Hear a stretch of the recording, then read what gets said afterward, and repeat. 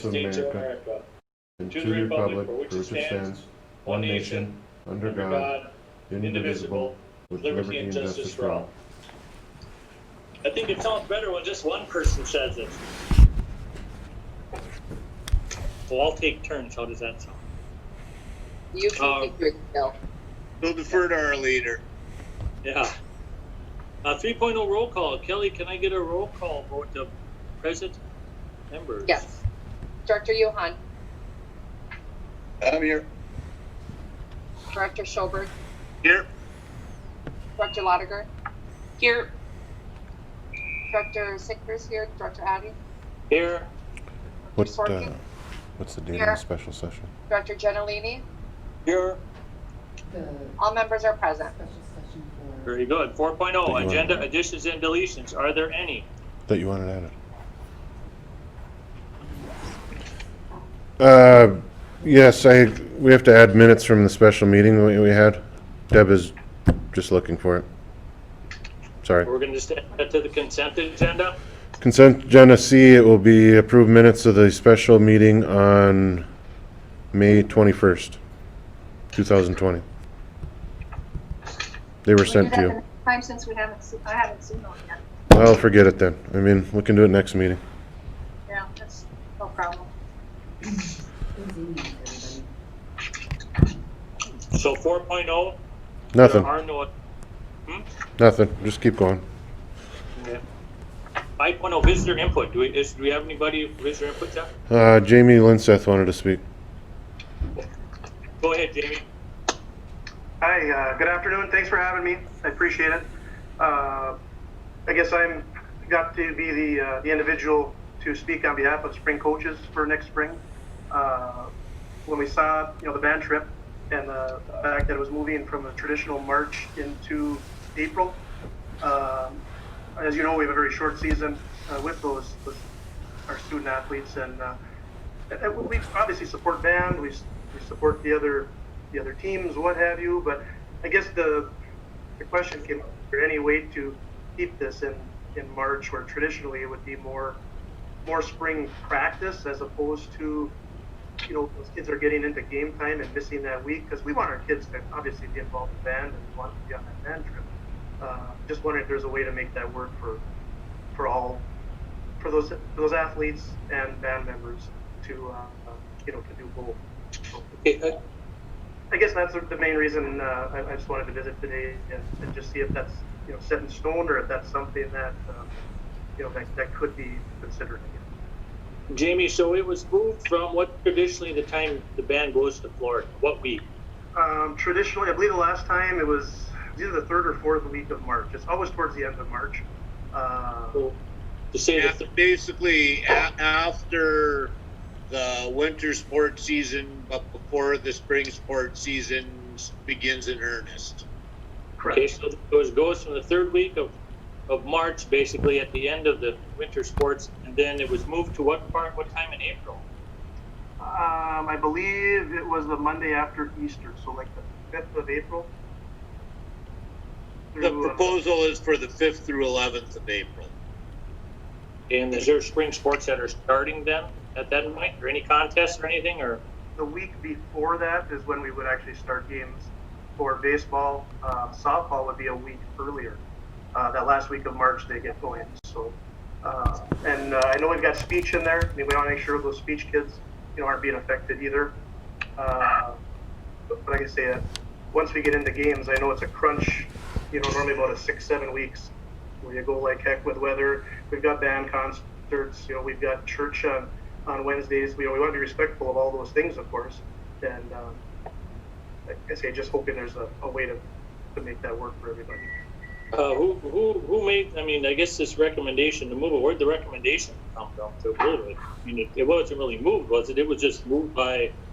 It's on the agenda tonight. It's on the agenda tonight. If you want to have a discussion about it, we can do that when we get there. Mm-hmm.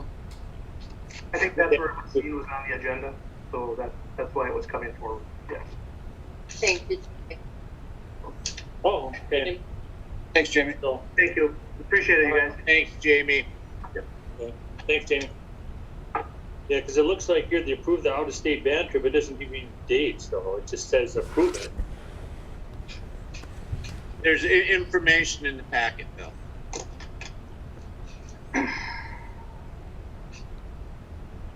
All right.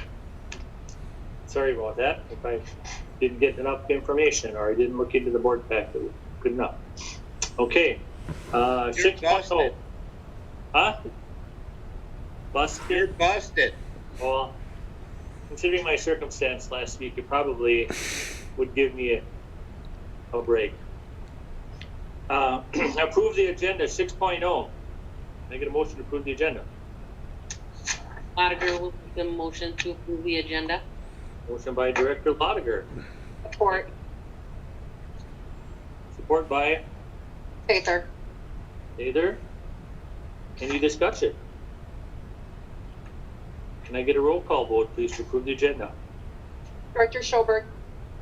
Aye. Director Lotiger. Aye. Director Sather's a yes. Director Addy. Yes. Director Perkin. Yes. Director Federlini. Yes. Director Johan. Yes. And is approved. Okay. Moving on to 7.0, approve the treasury report for the second check writing of May. Briefly, a pretty short itemization for the second check writing in May. That's included in your packet, totaling 245 disbursements, totaling $245,048.11. Can I get a motion to approve the treasurer's report as presented? I'll move. Director Yuhan. Moved by Director Yuhan, Support.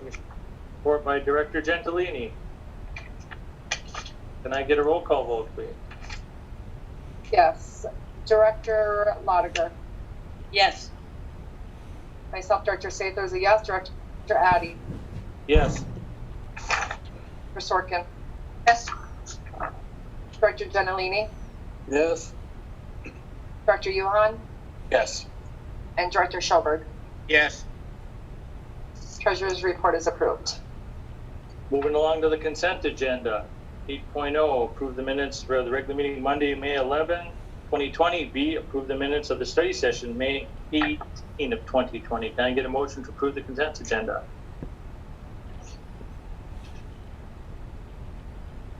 I will move. Okay, I will support. So is it Director Lotiger's motion? Yes, and I will support you. Any discussion? Can I get a roll call vote on the consent agenda? Approval. Yes. Myself, Director Sather's a yes. Director Addy. Yes. Director Sorkin. Yes. Director Gentilini. Yes. Director Johan. Yes. Director Schoberg. Yes. Director Lotiger. Yes. The consent agenda is approved. 9.0, items removed from the consent agenda. There was none. 10.0, personnel. 10.1, resolution 715-723 relating to the termination of non-renewal of the teaching contracts of probationary teachers. Go ahead, Jeff. Mr. Chair, these are resolution 715 to 723 will be the non-renewal of our probationary teachers. There is a couple of them that are related to licensure and will likely be called back, but for the most part it is due to lack of numbers. We have that small kindergarten class coming in that affects some, and we were overstaffed in the high school last year as well. So. Jeff, would you go back? I requested more detail, but evidently you didn't have time. Would you tell us the classes and or courses that these affect?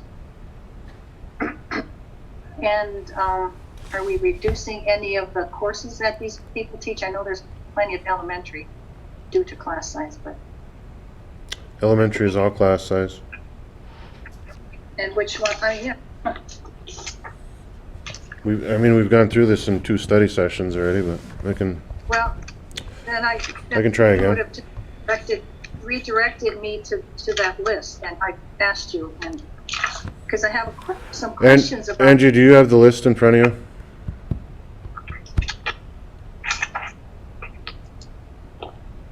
Can we do it in each resolution discussion for each person then? You could do that. That's normal, we do that, right? Angie, do you have the list in front of you? I have the 2021 staff ULA list. Yes. Can you speak to the secondary ones?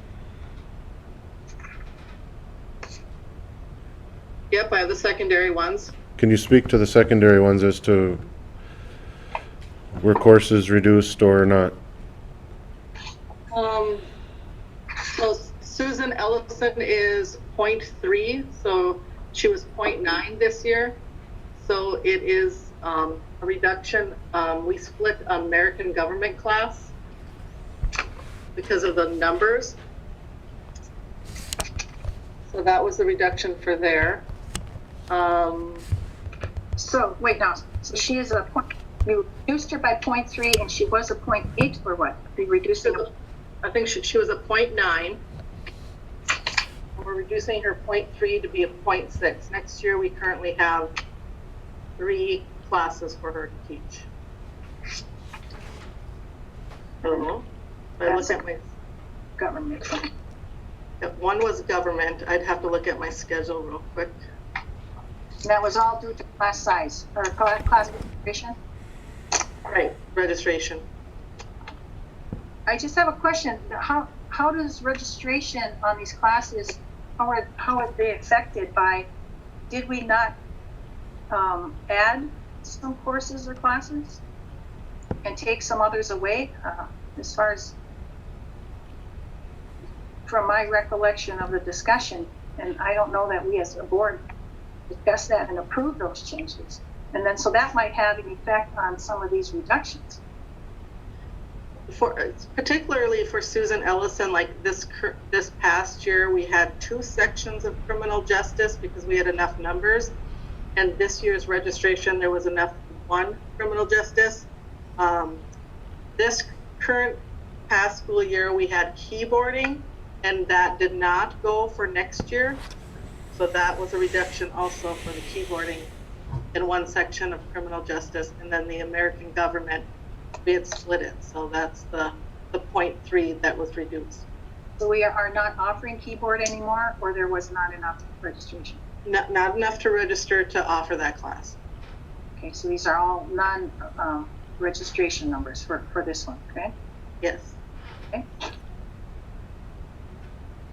And Next. I think that was all at the high school. Jacob Rice for English, Todd. That was a reduction in offerings, right?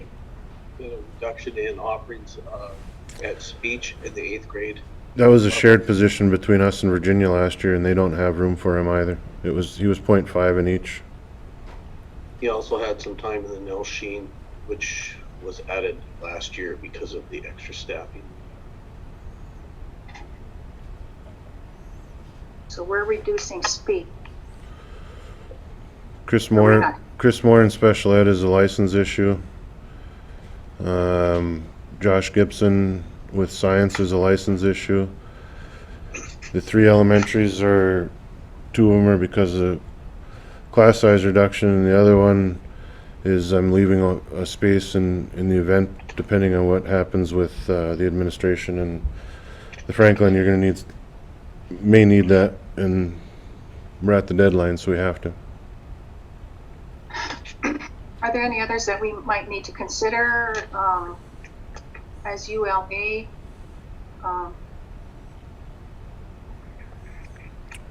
There's nobody that will actually be on ULA. They're all probationary. They're all probationary, Mhm. right? And, Jeff, I have to ask the question, when you talk about the elementary numbers, I have a tough time with up only 24 kindergartners in our district. I mean, you just don't lose that many kids in 1 year to just that many kids don't move out of the area. They weren't Didn't have here. that. They weren't here to begin with to move. I know, but I'm just saying, I mean, I would like to see how many, if Virginia's kindergartners, if their classes increased. I mean, if their classes increased, that would, you know, I would like to look at the numbers of, well, if we lost that many kids, not that we lost them. Bill, There wasn't that.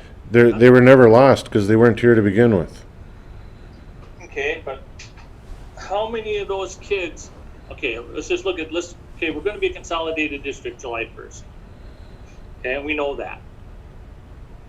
How many kindergartners are between Eveleth, Gilbert, and the Virginia district combined as we speak today? In this year's class, Yes, yep. 11.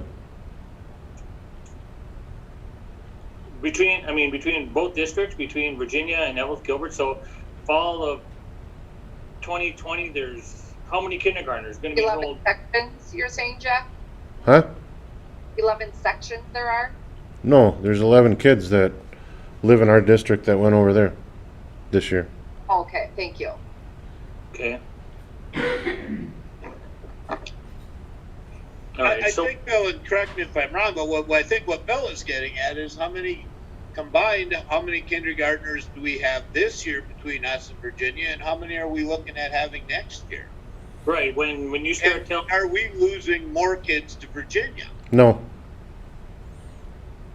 I mean, because eventually that shift has to come back, because you're not going to be sending Gilbert kids and Eveleth kids. Not that we want to be calling Gilbert and Eveleth kids, but demographically, wherever the geographical boundaries lie, those kids are going to have to be back into our district for efficiency purposes. But You know, that's a separate conversation, and I mean, we can't predict the future. oh, I so know, we can't but I'm just saying. I mean, it's eventually you got to have that conversation. Because us as a board is going to have to say, hey, you know, That's one of that is one of the things that the new board will do, is to look at the lines for the district lines of how we're going to move kids between schools or whatever. But I think I think the reality is the numbers are low. Periodically we happen to have low classes, and I was talking with a board member over in Hibbing, and they see it too coming into next year. Okay. I mean, I don't. we just happen to have, I just just saw like it. some class sizes, we all of a sudden have 4 class sizes, you know, where we can have 3 for years, and all of a sudden we have, you know, class size of nearly 90 kids. I agree with you. I agree with you. We had we had almost 80 this year. I mean, I don't know why.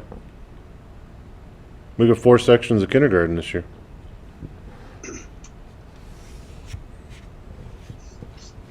Okay, I mean, when it comes to, I guess, yeah, with the new board, I hope that, you know, we have these discussions and they're productive discussions on where we're going to go, and it's not going to become territorial. What once was, you know, a district, That's you know. that was part of the consolidation plan that we put forward, was looking at those lines, at the district Mhm. lines. Okay, all right. Okay, on these ULAs, I just have one more quick question. Are there any of these on this list that are on their 3rd year of probation and would automatically be tenured next year, that we you know, teachers themselves and or courses they teach? Because then they're automatically tenured. That might have an effect on how many we need in a consolidated district. It's a yes, no. There are none that are in their 3rd year. There is one, Chris Moore, who has been here as a title teacher, so if she came back next year as a special ed teacher, she would be tenured, but she does not have a license. Does that make sense to you? Yes. Okay. Okay, good. And that's the only case we have of that, Yes. 3rd year. How many new courses have we added that we didn't have last year? I can't remember the ones from the previous meeting, because I think those need to have board approval when you add courses of study. Angie? I don't believe we did, but go ahead. Oh, there was that one FIAD class. Go ahead, Ange.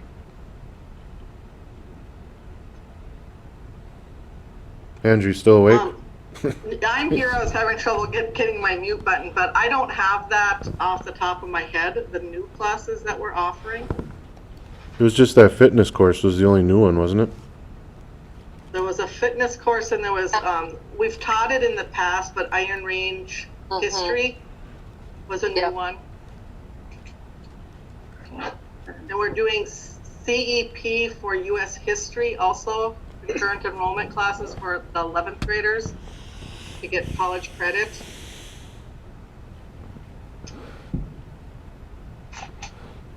My point is, you can't add things without.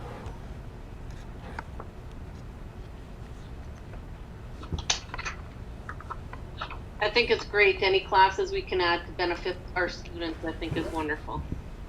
Absolutely.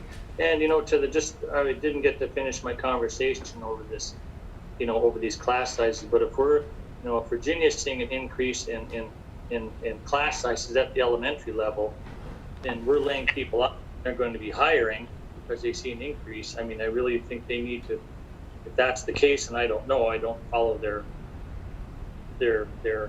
what they do over there too much, but if we're looking to lay people off and they're looking to hire, well, it'd be good to take a look at some of our employees that we have, Bill, on that point, Bill, you're absolutely right. As I understand, Virginia had openings for 2 elementary people. Whether they're filled or not, they may be filled already. If we had known this earlier, maybe some of ours that we're laying off could have applied for those jobs. I'm just saying that's a what if, that's a potential, and that's a good point, Bill. We were thinking about it in a different way. You're right. Okay. I just don't want to see nobody leave the area. I mean, somebody's been with our district from here, wants to live here, they went to school and came back, and then now they're... Especially in consolidated district as of July. We got new people coming in. All right, I know. But Brandy, just respond to you, Brandy. Yes, it's nice to be able to offer more, but that takes formal board action. That's one of the primary functions and responsibilities of board members. Prescribe textbooks and courses of study, period. Right? You just can't do things without the proper board action. All right? That's my point. I don't believe there was anything added that hasn't been approved by the board in the past. Fitness and whatever. I could have gone back to the meetings. That one you might have a point on. I don't know about that one, Angie, but the rest of them, they're in the course book. So once it's approved, you don't have to add them. But I mean, Polly makes a very good point that if we need to approve that, we need to approve it. Yeah. I would concur with that. Angie, you need to take care of that part. And then on top of that, when you add something, and if you're going to take something away, or if you add something or you add multiple things, that leaves less students for the other courses, and that has a direct effect on the other classes and even some teachers that might have time anymore. Okay, and so now that it's a consolidated district, you're going to have a lot more students. There's still going to be some effect on that, especially when we have doubling. Take music. Look at all the music teachers we have. And Mr. Schumal is going to talk about the band trip, but I mean, it has a big effect on duplicative courses and people and teachers and employees. So it's important. I was just stating that I think that it's great whenever we add classes. Okay. So 10.1, resolution 715-723. How would the board like to proceed? Just one at a time, or would you want to just do it at one lump sum? Being that this is I think we have to do them separately. Have them separately? Okay. I believe so. So resolution 715.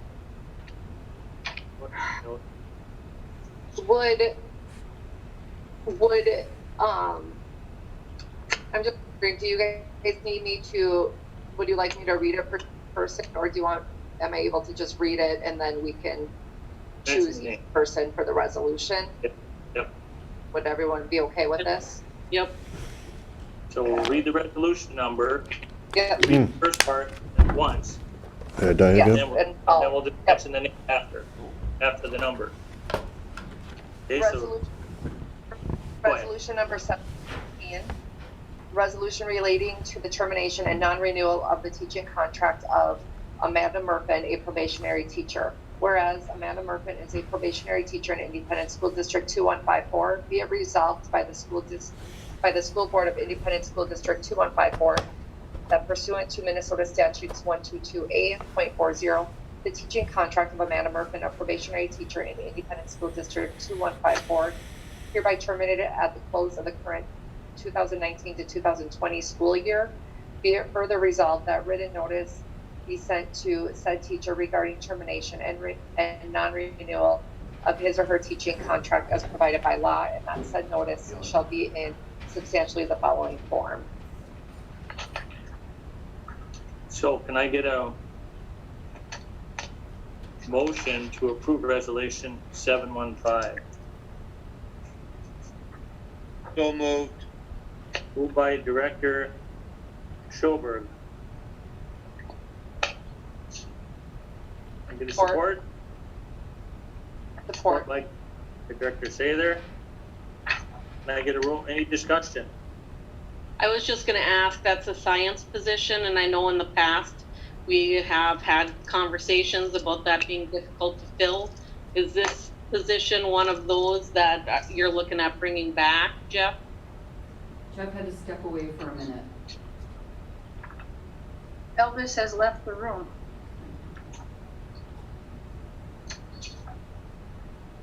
Do we have Mr. Griff or Mrs. Williams Angie?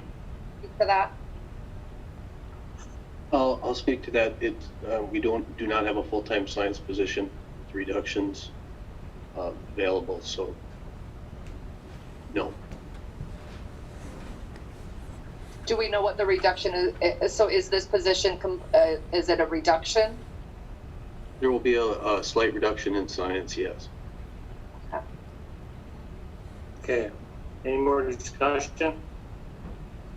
Can I get a roll call vote?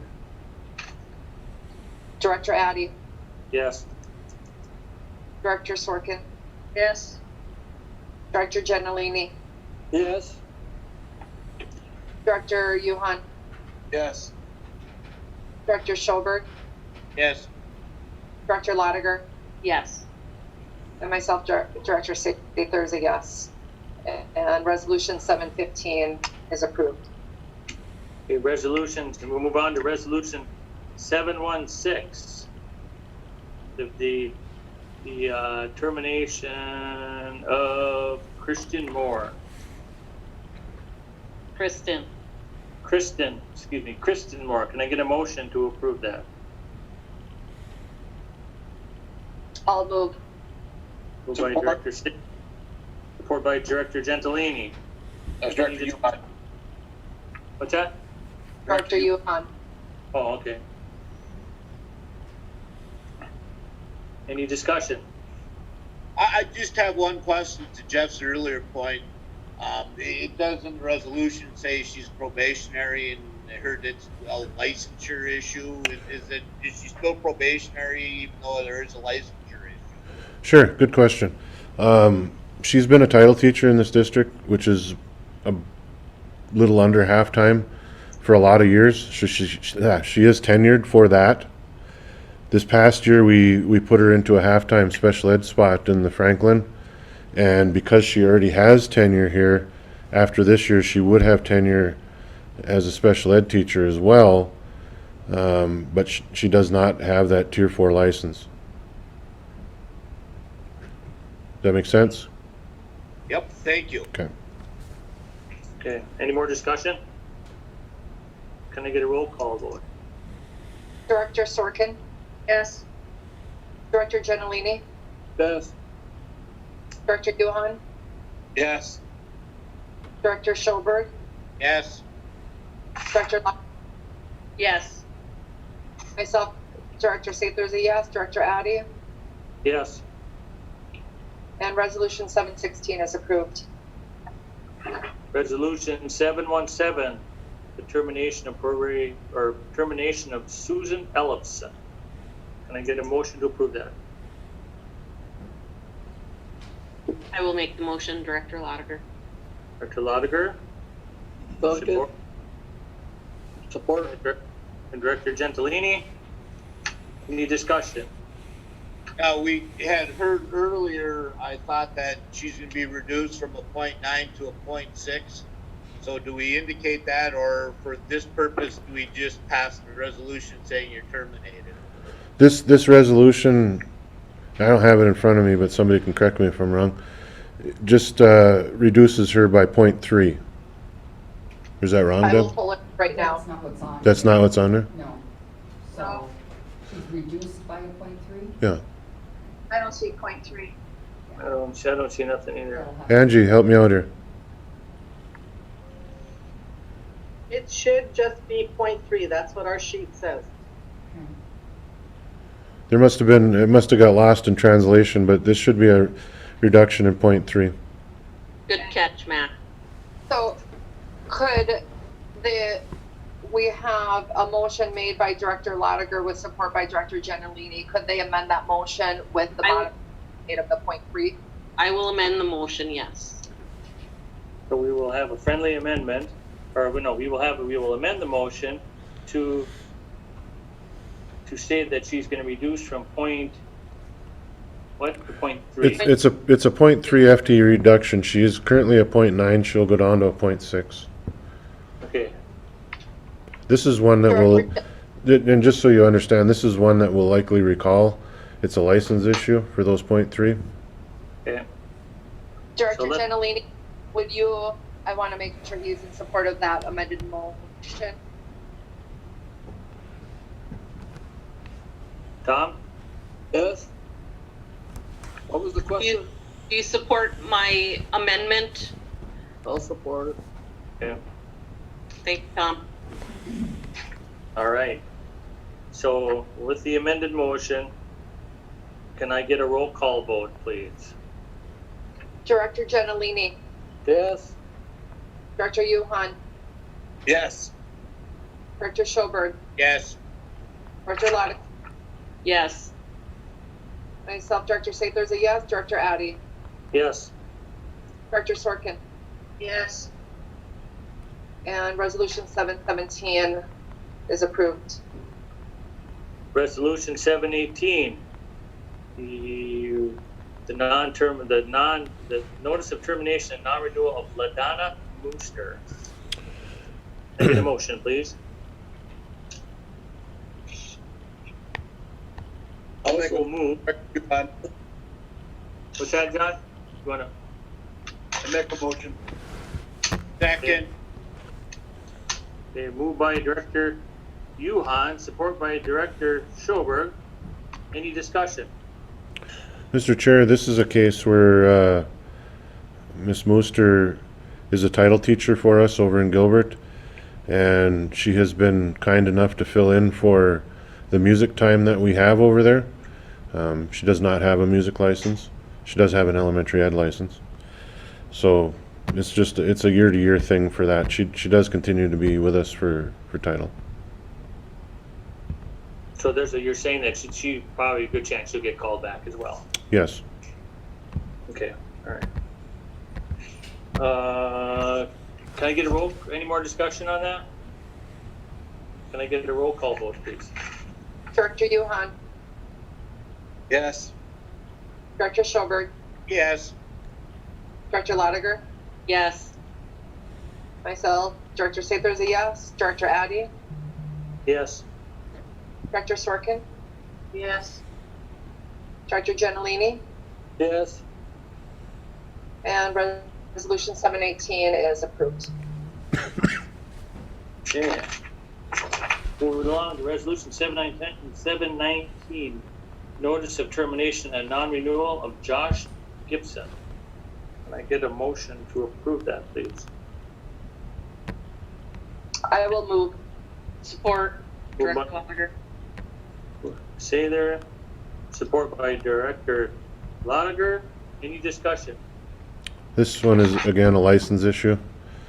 In part, there was, we did lose a couple math classes as well, so.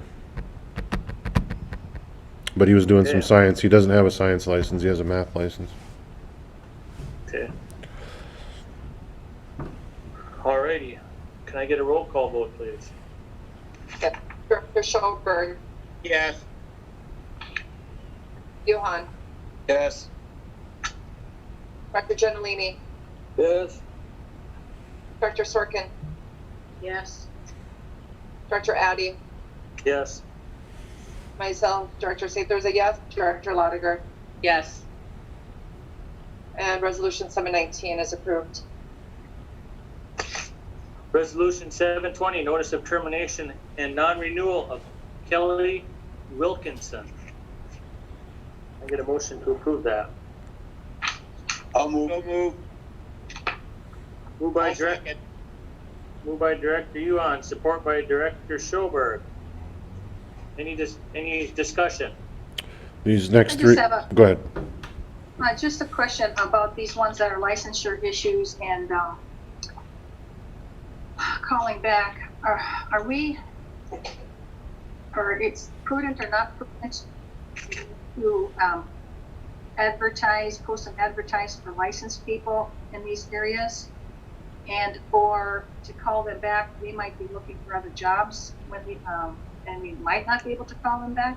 At Yep. this point, why don't you speak on those two things?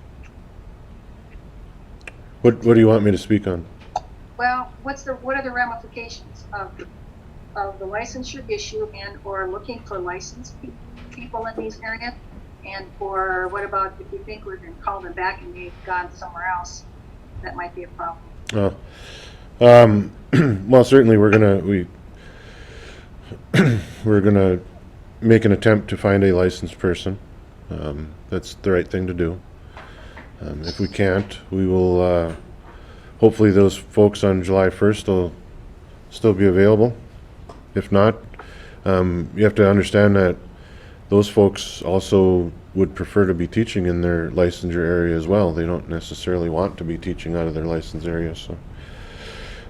If they can find something that is within their license area, I mean, I don't fault them one bit.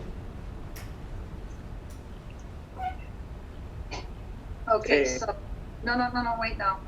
So then, is it inherent in these, resolutions for termination and non-renewal? Is it inherent to post and advertise for our needs in these areas? Or are you saying we don't have a need in these areas either? No, if we do have a need, it will get posted, yeah. And you're saying right now we don't know if we have a need in those areas, and it's not just the licensure issue, it's the licensure issue and On the case of the last one that you did with Josh Gibson, it's a double thing. It's a licensure issue, and we have less math classes than we used to. okay, I'm just looking for the right, you know, if we have to take a subsequent action to meet our needs and our licensure needs. At the next meeting, we'll give you a list of what our, because the schedule will be drawn, and we'll have a better idea of what our actual needs are. We won't post anything without you knowing about it. Okay, is there any more discussion on 720? Can I get a roll call vote, please? Director Yuhan, Yes. Director Gentilini, Yes. Director Sorkin, Did you say Sorkin? Yeah. You broke up, yes. Director Addy, Yes. Director Sather's a yes, Director Lotiger, Yes. Director Schoberg. Yes. Resolution 720 is approved. Resolution 721, notice of termination and non-renewal of Josh Vestal.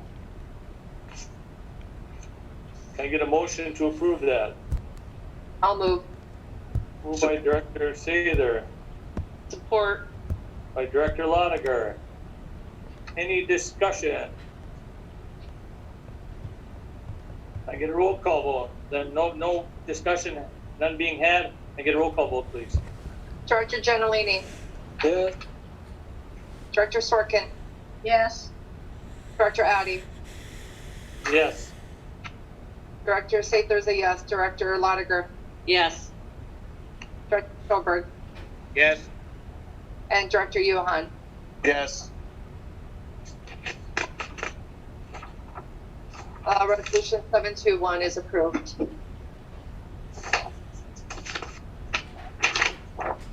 Okay, I do not have, for some reason, I do not have 722 in my packet. That is for Stephanie Youngman. Well, yeah, let me just look. Maybe it didn't get put together, right? I don't have that either. I don't have that one either. I do. Nope. Okay, I do not have resolution 722 in my packet. I will read this one. Okay, go ahead, Kelly. Resolution 722, resolution relating to the termination and non-renewal of the teaching contract of Stephanie Youngman, a probationary teacher. Whereas Stephanie Youngman is a probationary teacher in Independent School District 2154. Be it resolved by the School Board of Independent School District 2154 that pursuant to Minnesota Statutes 122A.40, the teaching contract of Youngman, a probationary teacher in Independent School District 2154, is hereby terminated at the close of the current 2019 to 2020 school year. Be it further resolved that written notice be sent to said teacher regarding termination and non-renewal of his or her teaching contract as provided by law, and that said notice shall be in substantially the following form. Okay, so can I get a motion to approve resolution 722? Director Lotiger will make a motion. Motion by Director Lotiger, support by Director Addy. Any discussion on this? None being had? Can I get a roll call vote, please?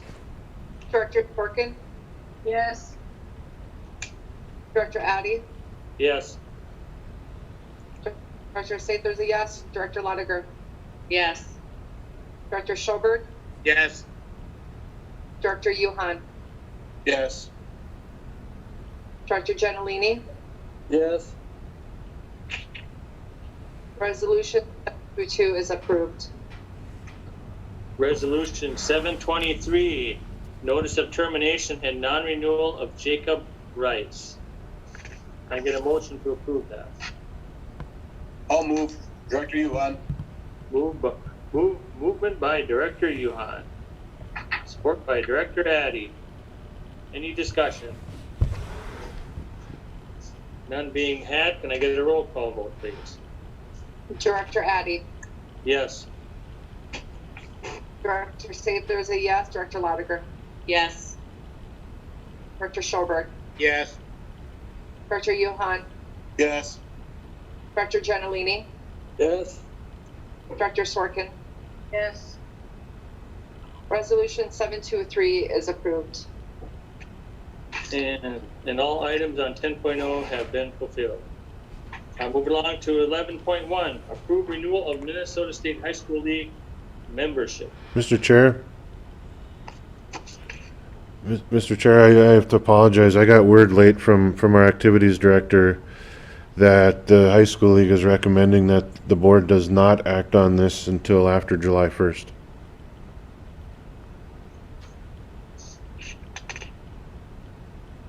Just take no action. Okay, so we're just take no action on this, correct? Yep. Okay. Was there a reason why? I mean, not that I'm just trying to create a little discussion, but Sure. I'm. Angie, did you catch that one? I keep bugging you. I did not know that we weren't supposed to do that tonight. Jojo sent us an email. It was later this afternoon. It had to do with the fact that we're going to be consolidated for the next school year. And yes, we will still have separate sports teams in Eveleth, Gilbert, and Virginia. However, in the eyes of the high school league, we're much like Duluth School District is. They have separate high schools, but they're still one district. Okay. Does that make sense? Yeah. So 11.1, we'll just take no action on. Okay. 11.2, review of distance learning and summer program. Mr. Chair, I'll just be quick with this. I just wanted to say that we wrapped up distance learning for the 1920 school year. Last Friday was the last day with students. This week we are trying to collect our iPads and materials, library books, and those kinds of things. We were hoping to be out in the parking lot to greet the students today. Unfortunately, the weather didn't cooperate, so we did space out in the hallways, and we had pretty good participation. We're going to do it. We're going to sit out tomorrow and try again, and then we'll go from there. We have checklists. We'll keep hounding people until we get all of our stuff back. I have numerous conversations with conference calls with MDE about this summer and into next fall. MDE did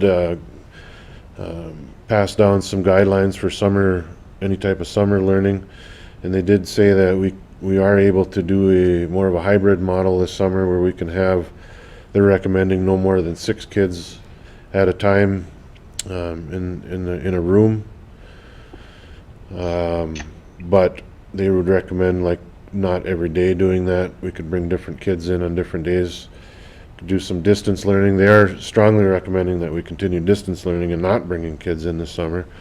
Looking forward to next fall. Obviously nobody can predict the future as to where we would go, but on the current trajectory we're at, it is kind of widely believed that school is not going to look like it normally does next fall, and what that looks like we're not sure yet, but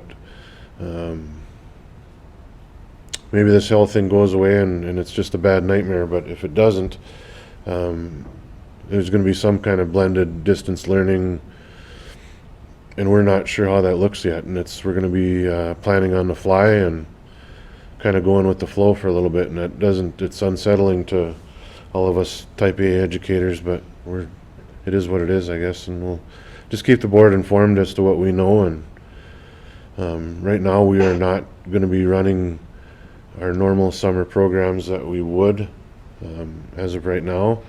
We do have credit recovery that we'll start doing, and we'll do that distance learning model through the NLC. But other than that, that's what we know right now. If you have any questions, I can try to answer them. I have none. Thank you. Okay. 11.3, approved the 2021 out-of-state band trip. Well, here's the hot button. Here's the hot button of the night. It is. So I have somewhere in here, Mr. Schumal's been patiently waiting to give you guys some reasoning behind why those dates were picked. And if you have any questions of Mr. Schumal, you can certainly ask. But other than that, the recommendation that he sent you is in front of you.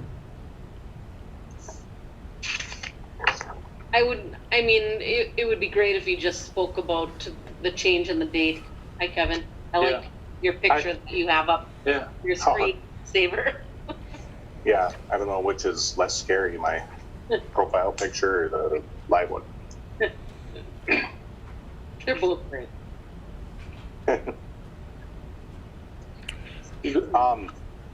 what can you tell us about the date change from March to April? The reasoning for the date change was that Easter is earlier in 2021, and which kind of rides up against all of the state tournaments that happen in March. The thinking choosing that week would be that we'd avoid any Lent conflicts or Holy Week conflicts, avoid Easter Sunday, Good Friday, Palm Sunday. And we'd also theoretically be able to take advantage of the post-holiday travel rates, hopefully get a little bit better price, and then also get out of the heart of spring break. Spring break is a bell curve, and that bell curve tends to be right in the middle of March. So we get there and the lines are long, and rates are higher, and flights are higher, and hotel rooms are higher. Another advantage to that is that we would take advantage of the Easter Monday day off, so it'd be one less day of school that would be missed. So that was the thinking behind it. Admittedly, it was kind of a leap of faith because looking at that first week of April and sports, largely those contests are postponed because fields aren't ready and golf courses aren't open, etc. And I was looking at the Iron Range Conference calendar the first week of April for the past few years, and largely almost all of the contests were postponed in that first week of April. So if there were, let's say they were to take place, is there anything conflicting with the band trip? Are there any games that would be missed or anything? I don't know. Or speech meets or? Yeah, I don't know the schedule for 2021. There are some that are down in the Iron Range Conference calendar, and I'm looking at for all of the schools in the conference. There are some that's your early baseball games, early track meets, early softball games, early golf meets, but in the past, most of those have been postponed. So, and it would just be our, it would just be our luck that we would have a, beautiful spring and a winter without much snow, and they'd probably not be postponed next year. But, so that's my thinking. And if it's a concern with the coaches, then, it's a valid concern. It definitely is, and I don't want to step on their toes with that. So, the only other option would be the week of March 22nd, moving it back a little bit. That would be conflict with Palm Sunday, but that would be right after state basketball, and it would be right before Holy Week. So that would be the other option. Is there a day off during that time frame? Because isn't there a day in March, another day in March there that school's out of session? No, not that week. Jeff, did you say that there was any games or anything that would be missed or any events with the April date? I don't believe. Maybe if I can jump on, and we heard from one spring coach, and you're going to hear from another one right now. The earlier you can get this done, and I speak as a parent who's had 3 kids go on band trip, as a parent whose son finished band as a senior, even though he went on the trip as a sophomore, and it is a great experience for all 3 of my kids. However, the more you get closer to actual being able to compete, the more it disrupts you as far as training regimens, as far as Mr. Schumal is right. Last year we had a late spring and we weren't able to golf. From a golf perspective, once those courses open, you absolutely need to get on the course, and you need to spend a lot of time on that course or you're going to fall behind. Sometimes we're lucky enough that they're open in March, so you're able to do that. And I think you would hear the same thing from the track coaches. I think you would hear the same thing from the tennis coaches. I think you would hear the same thing as we did from the baseball and softball coaches, that if you miss a week at the start, you can come back, but the closer you get to it just becomes quite disruptive. And I hear the reasons, think about moving it, but I'm sorry. I don't think we should tell the kids you have to make a choice between going on your band trip or falling behind in your activity of your sport of choice in the spring. But are there, so I hear that, but I'm also thinking there's other state events going on in March that kids are potentially just at risk of having to make a decision at the end of their season to not go also. I mean, I think it's hard to say if there's ever an ideal week. I mean, as far as the religious holidays too, and the celebration leading up to Easter is very important for some people. And I mean, those all, and I don't know if we're ever going to have a complete consensus of what is more important. Because I believe my child competes for gymnastics, and that's right at the competition season for the state, and granting she will not be there next year. She's done, but other kids might. And so I don't know if there's ever an ideal thing, and I don't know. I believe excuse me, I didn't mean to cut you off, but I think the last Minnesota State High School League sport is the basketball tournament that happened. Boys basketball is on the 18th, 19th, and 20th. Speech subs are on the 29th.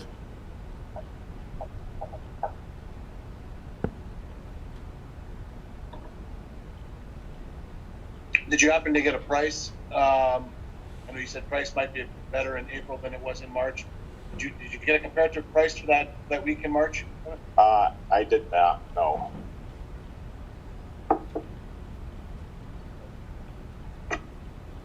I feel for that, having two kids that don't like, or having three kids that none of them were fans of fundraising. It did get a little expensive. Yeah. But it was worth every nickel, of course. Yeah.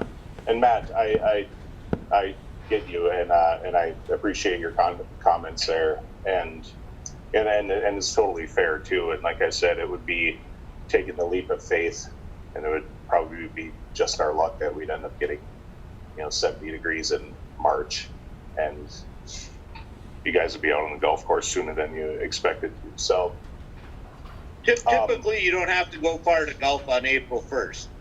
Yeah. So I can certainly look at that week of March 22nd. Would it be possible to get it approved for that week of March 22nd right now, or would I have to turn around and come back with a new proposal? That's going to affect the speech kids, though, Kevin. Would it? Mm-hmm. And that's my concern, is that not to minimize the season, and I get that seasons are only so long, and to be able to hit it right away to practice, but it means the end of season 2 for people. So if it's, I'm a big speech person. I remember going to prom or something on the same day that we had the speech sections, because that was the day they chose to pick, and everyone was late for speech. I mean, I feel like we shouldn't take away something, especially on the tail end of their season either, that they earned. What, is this historically? I mean, it's always historically been done in those weeks in March, correct? Yeah, the past 2 trips have been that 20th or 21st. Yeah. Have we had April trips before? Have we had what? Have we had April trips before? Oh. We have not. Not that I know of. I think maybe before my time they may have done some in April.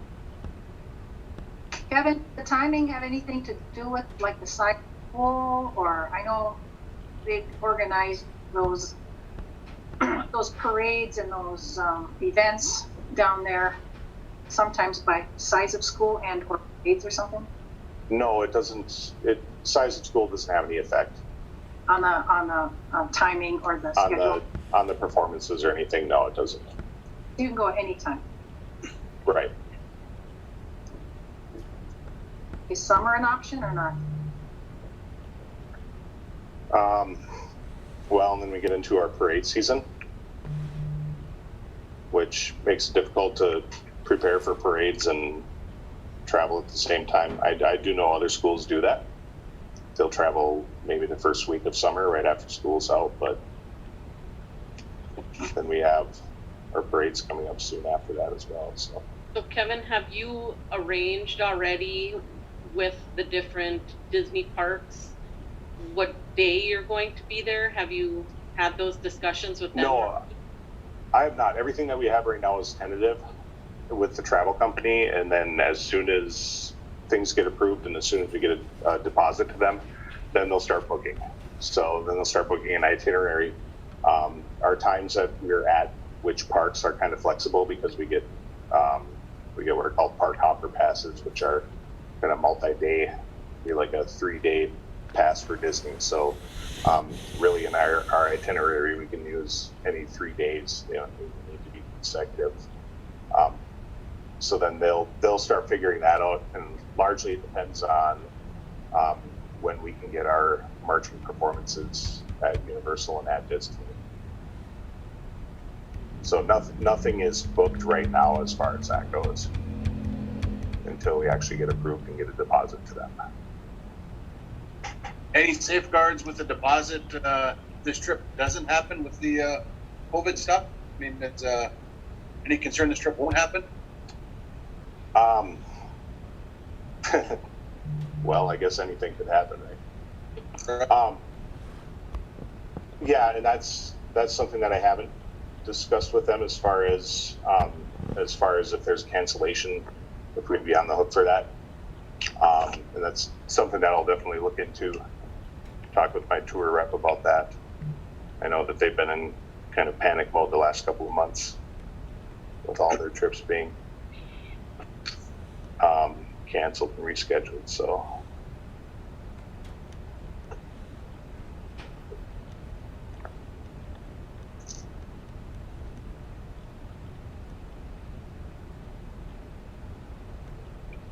I'm fine. I mean, I don't think that there's an easy answer. I don't know.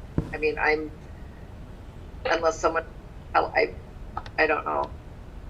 I'm fine either way. I think it's unfortunate because it's going to impact. I don't know if there's a week that's not impact someone. If we could find it, great, but I don't know. There's never a good. Was March 29th, Jeff? Is that what you said? March 29th, it's speech subs. So they'd be coming home on the 29th if they left on the 22nd. I don't have a calendar in front of me, I guess.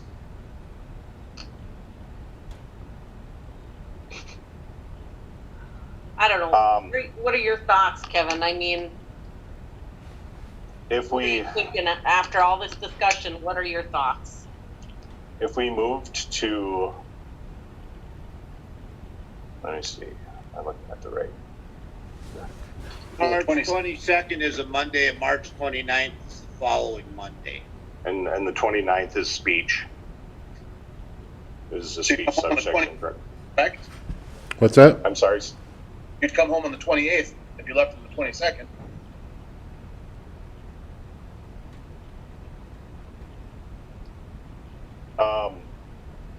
Yeah, or the 21st.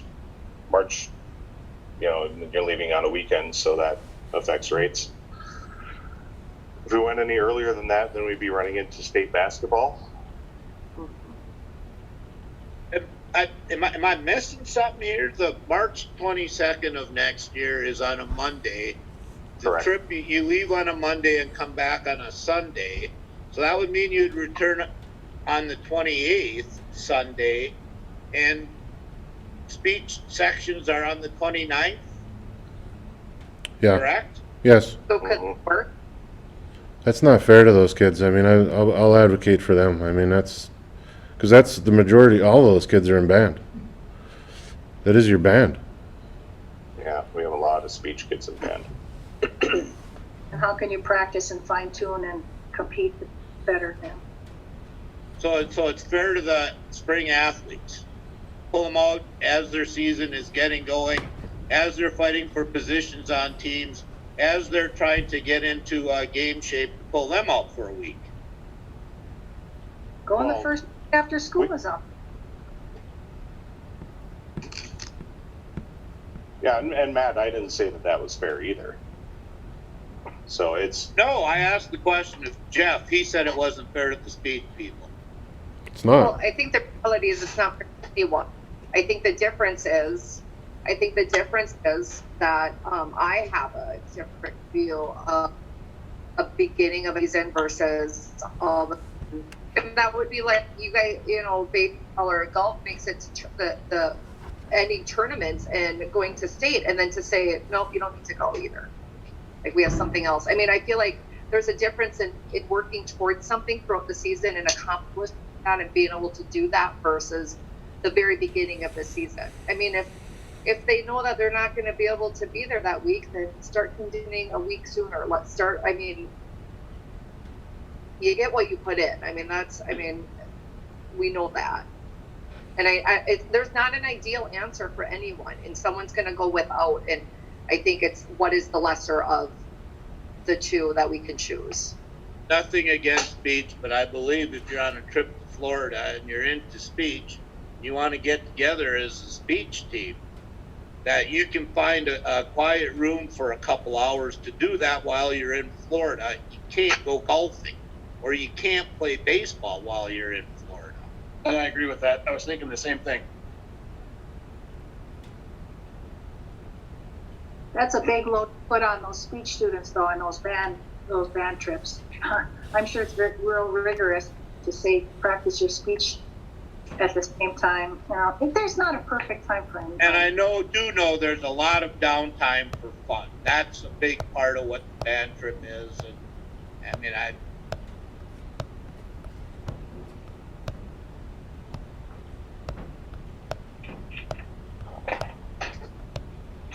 So what do we want to do? I mean, should we have him price out if he were to choose the week of March 22nd and get back to us on that too? Should we have Jeff look into, you know, contests that would be missed? I mean, I would hate to, it doesn't sound like the price matters.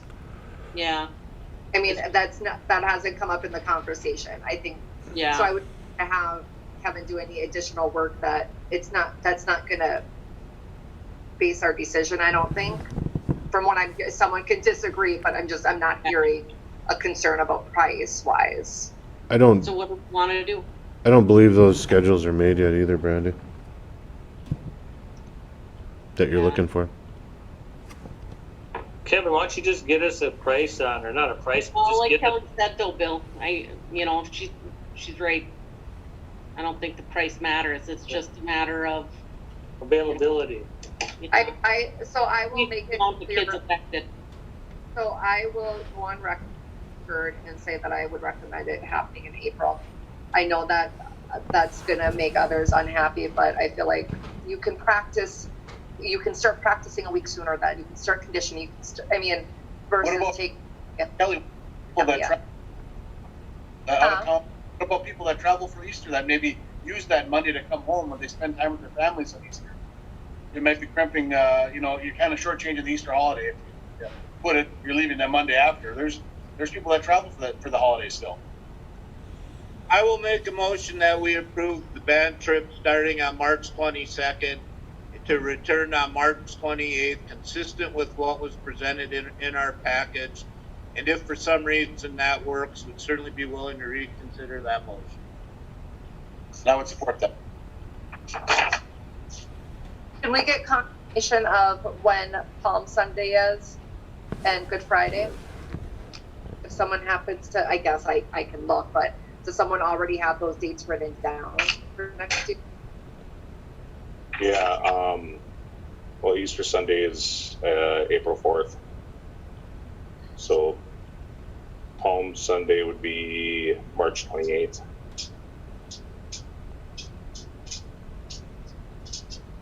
Good Friday would be April 2nd.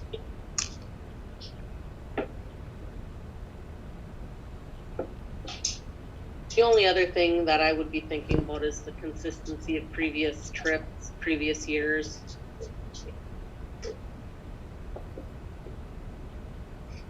So we got a motion on the table by Director Yuhan to, No, Director Schoberg. being Director Schulberg and support by Director Yuhan to go leave on the 28th of March, turn on the 28th. Which, and I would not have made that, but Mr. Schumal did say that was an option that could work. Okay. Do we have any idea on the numbers of kids in speech? How many kids are in speech? I'm just looking at, you know, what group is least affected? What group would be least affected? 30 to 35. Kids in speech? Yep. And how many people do you have in the band, Kevin? There will be between 60 and 70 going on this trip. Probably close to 70. So half the band.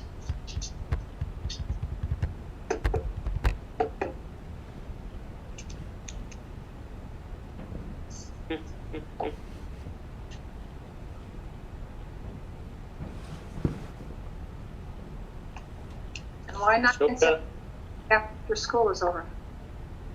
That wouldn't affect anybody unless you're going to state swimming meet, then that would affect anybody going to state for swimming, right? You have state golf, you have state baseball, you have state softball during school. Right after school too. Yeah.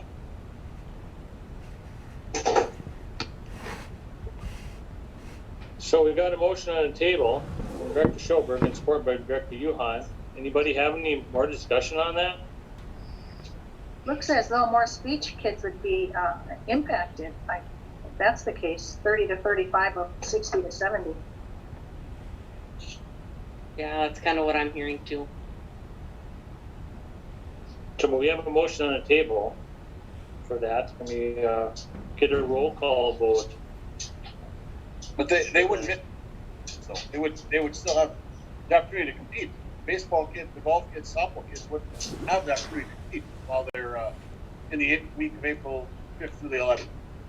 I thought what they're saying is the kids would be coming back the day of, is it state competition, did you say, Jeff? No, it's sections. Okay, so And it'd be the day before. We come back the day before. Not the day. Come back the day before section.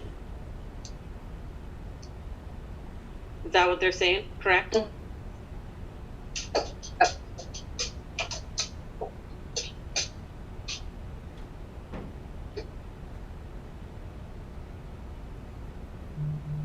And I would assume they have practices every day after school when it's getting close to the sections time. Yep. And their advisor wouldn't be on that band trip, would he or she? No. No.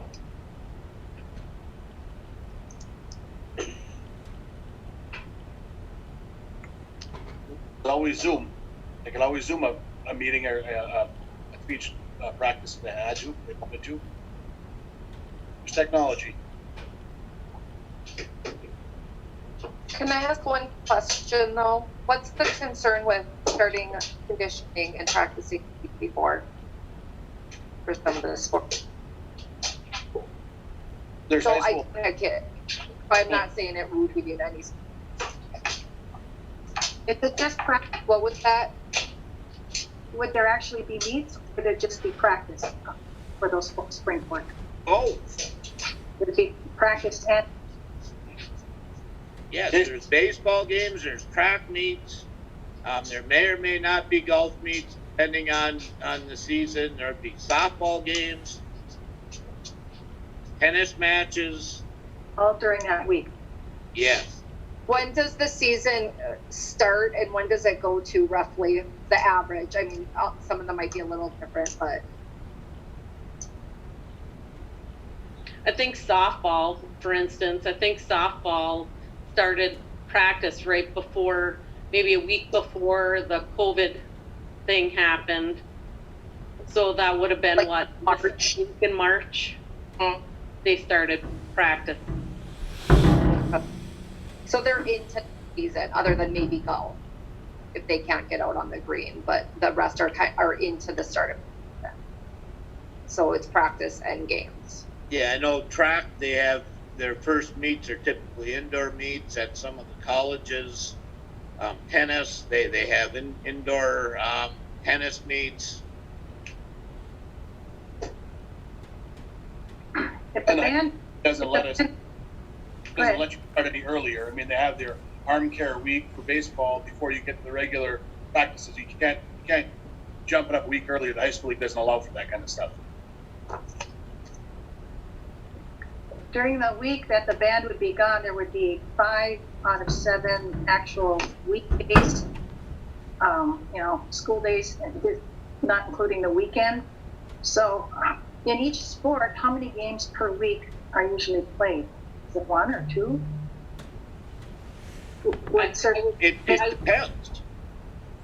well, I mean, in golf, there may be one meet that week, there may not be any. Because Wow. again, that's a lot more, that's usually the last thing that's going. I mean, if you push it back in golf, you'd end up with, 4 or sometimes 5 a week towards the end. It just becomes, any of the spring sports are such a whirlwind. well, maybe we should check those schedules. Well, I think like Jeff's saying, there, some of the sports schedules, probably all of them haven't been scheduled yet for next year. Yeah, I don't think I any don't of them think that have happens been. until what the like in August, July. And my understanding is Mr. Schumann needs to be able to start planning and working on stuff soon. Is that correct? Yeah. Okay.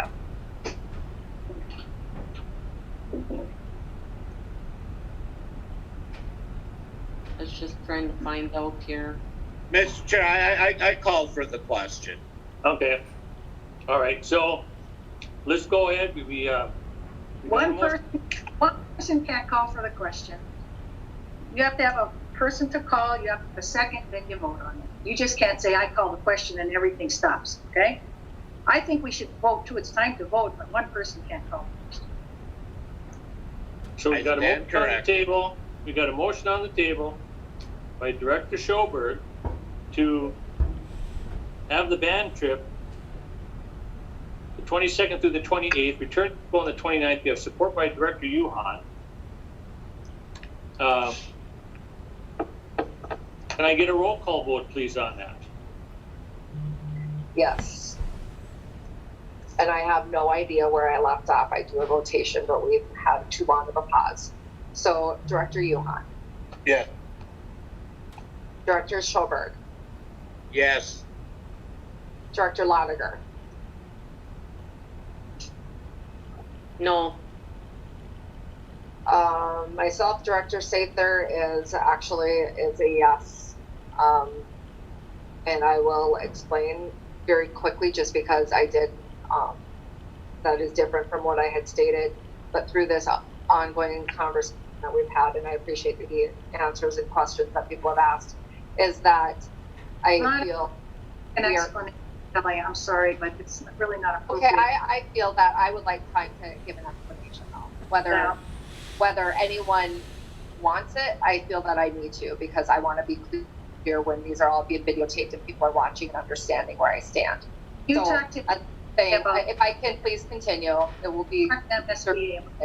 to continue. MSBA recommends against that. If you've had Yeah, your trip, that's fine. MSBA recommends against that. That's fine, thank you. Okay. And what I was saying is that I feel that despite it being ideal, the speech team will still have the opportunity to do it. And I think when you want that and that's something that's important to you, you'll find that opportunity in that way. Is it ideal? No. But I do feel that we're already in the season starting clearly a few weeks into it, and that could also be mindful, especially kids looking at scholarships and so on. So that was why. Director Addy, Yes. Director Sorkin, Thing, abstain, was that? yeah, yes. Director Gentilini, Yes. okay, motion is passed with 5 yeses, 1 no, and 1 abstention. Alrighty. That was a lengthy discussion, Abstention. I tell you. It was a good, Huh? it was a good discussion. Absolutely. Agreed. Won't disagree. 11.4. Thank you, Kevin. Thank you. Yeah. Thanks, Kevin. Thanks, Kevin.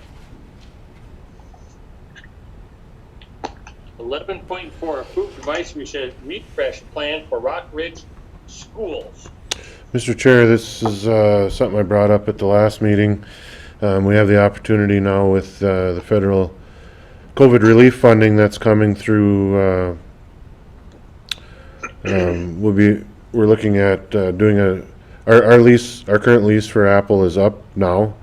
We're looking at doing a refresh where we would use the COVID money between us and what Virginia has coming.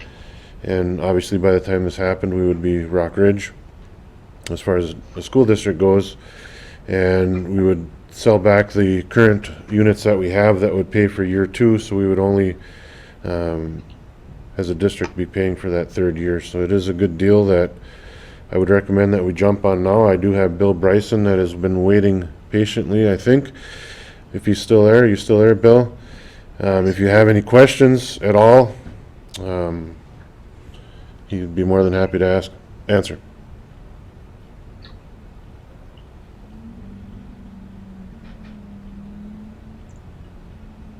Hey everybody. Hello.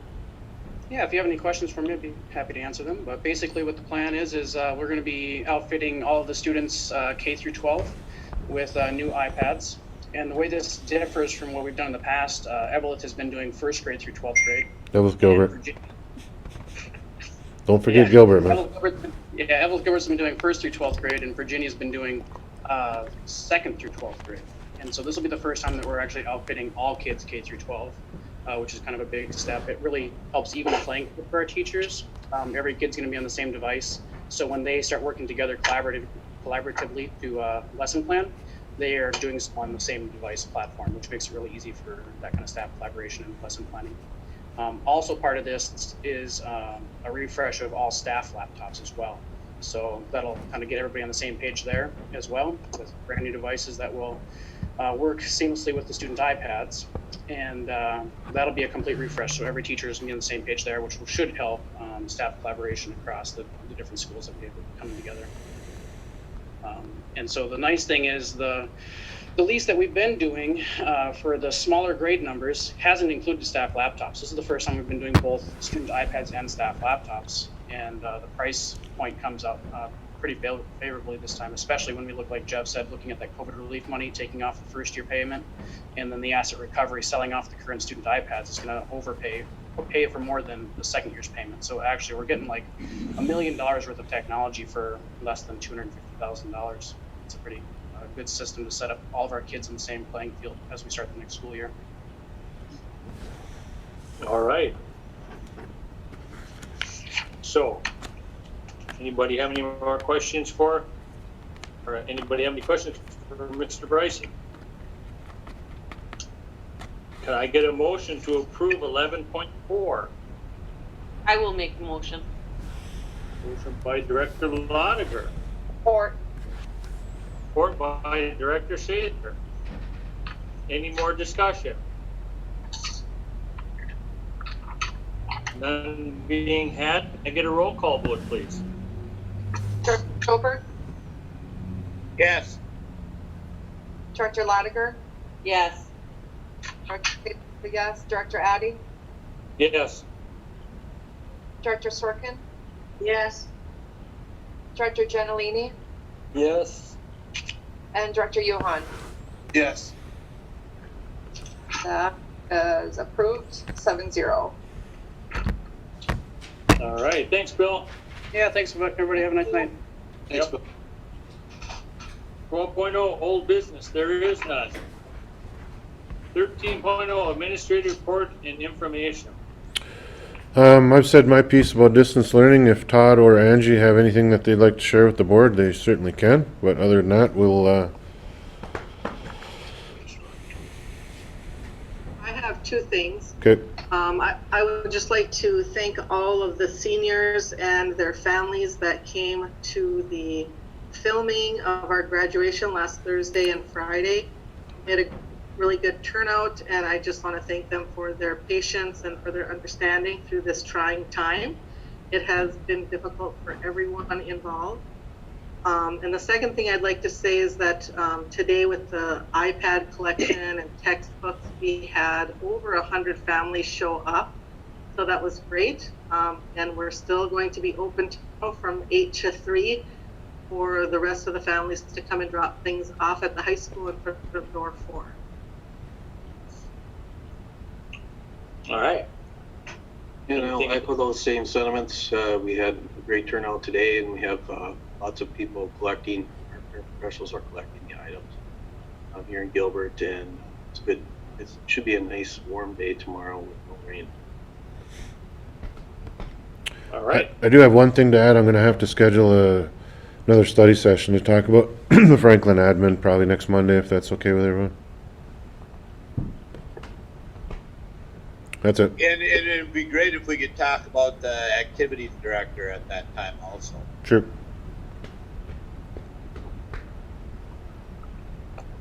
Oh no, Jeff, you sent us a picture of the Franklin. What was that about? Franklin Element, wherever you had a picture of. Oh, Director Yuhan had asked if we could all fit in Eveleth, so I sent you a picture of how that could happen. Okay. Then what happens to the tech classes? You'd either keep those rooms open over in Gilbert. You would not have them at all. You could send them to Virginia. Those decisions you'd have to make. Oh, okay. All right. Okay, 4.0 board member topics. Kelly, go ahead and ask around. Director Lotiger. I would like to thank Angie too. It's definitely been a difficult road with the whole graduation thing. I mean, things changed, it seemed like on a daily basis, and she did a really good job advocating for the students and wanting to try and do her best to honor our graduating seniors. So kudos to you, Angie. And Laura has been a gem in the office as well, taking care of things and you know, just being Laura. She did a great job.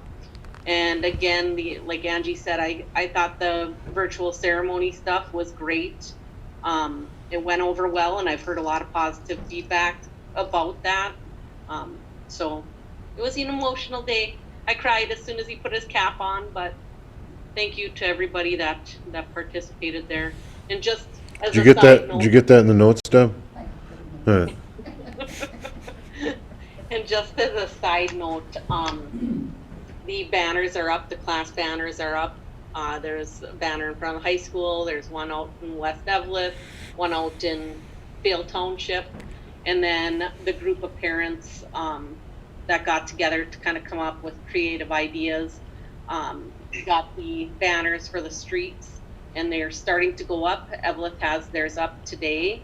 Gilbert's is coming up tomorrow, and the reason for that delay is stuff was on back order with COVID, but those will be up as well, so look for them. I think they turned out pretty nice. Great way to honor our kids, and thank you to all the parents that participated in that as well. And yeah, I think that's about it. There's the motorcade.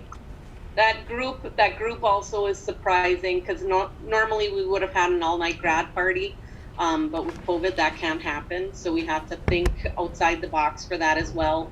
And the group of parents, with the help of tons of community members and generous donations, the kids are going to be gifted prizes on Thursday between 1 and 3:30.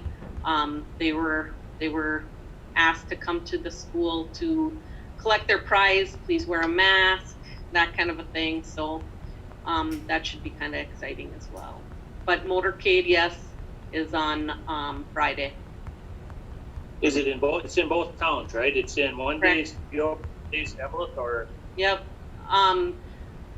Angie, we're starting in Eveleth, correct? Eveleth at the curling club, line up at 4:30, and then it will start at 5 o'clock. And come over into Gilbert as well and end here in Gilbert. So Okay. All right. Jeff, on those banners, what was the budget on class banners since we weren't allowed to have individual ones? What was Where that? where are we standing with the cost of those group banners? I We weren't believe, allowed to have individual ones. I believe those group banners, those big class pictures, is that what you're referring to, Polly? Those big class banners, I believe it came to like $960 or $930. So the board had discussed prior that $1,000 was something that they felt acceptable. And they couldn't do the individual banners, but the school district could do the class picture banners. Was that each or for all? For three? all. Yep, and for, you know, for the rebar or whatever they put to mount those to. Just for the record, I just want to state that my amendment was not erroneous about the public purpose doctrine and those banners. And just so other people know, besides board members, it was not an erroneous amendment that I forwarded. I was right. No one said it was an erroneous amendment. And it was discussed before the amendment that Mr. Carey was going to check into the legality. I believe you said it was ridiculous. Okay. That the motion was, because Jeff was going to check into that anyways. He had said that prior. So that's what that was about, but. No, Jeff had made the recommendation to buy. I got 20 minutes. I got 20 minutes of battery life here, man. Yeah. Okay, go ahead, Kelly. Thanks, Brandy. Myself, I do not have a lot. I look forward to being there on Friday, watching the graduates come through, and thanks for wrapping up making it the best that we could have school year. And I'm still hopeful that can get some sports going and watch something. So I'll take anything right now. That's it. Director Addy. I have nothing other than I'm just going to head out to Moorhead on Friday to see my son. That's it. It's not school related, but that's what I got. Okay. Something good. And Director Sorkin. Yeah, and just to set the record straight, Brandy, Jeff recommended we buy both and class banners. That was his recommendation. I just wanted to have them watch. Okay. I'm calling. I'm done. That's it. Director Gentilini. Yes, I have one item that I will read to the board. During the 1970s, I was a partner in D&G Snowmobile Accessories. We sold a snowmobile track which was manufactured in Minnesota to a dealer in Wisconsin.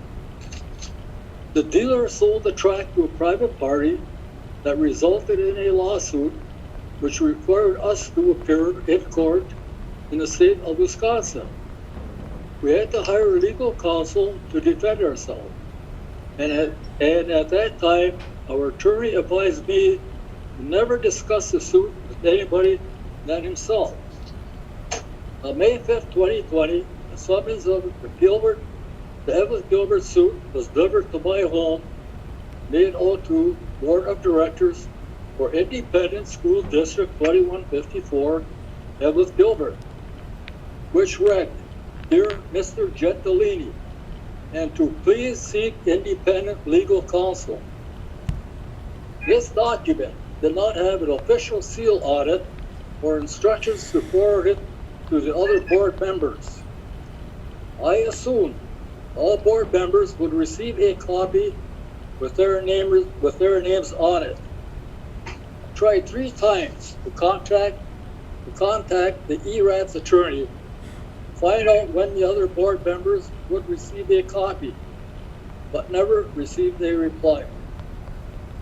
This is my statement, and I will not answer any questions. Thank you. Thanks, Tom. But I do remember that, Tom, back in the 70s, that lawsuit. I do. Director Yuhan. You're muted. Wanted to say I'm glad distance learning is over. My son did well with it, best grades ever, and summer came early, so we're doing good here. But you still can't go nowhere. Yeah. Director Schoberg. You're muted. You're muted. You're muted. I would just echo what a great job everyone did with a very difficult situation, and just say what it just doesn't feel the same this time of the year. However, that was offset a little bit by making back-to-back birdies at Mesaba Country Club on Friday, right after I heard that my son got a $12,000 scholarship. Oh, yay. Hey. Good. $6,000 less he has to borrow, and $6,000 less I have to borrow. Nice. All right, is that everybody, Kelly? Yes. Okay, 15.0, can I get a motion to adjourn? I'll move. Moved by Director Taylor, support by Director, Support. you, who supported? Ollie. Whoever. Support by Director Sorkin. We're good. We're good, we're adjourned. So you guys. Thanks, everyone. See ya. Okay, bye.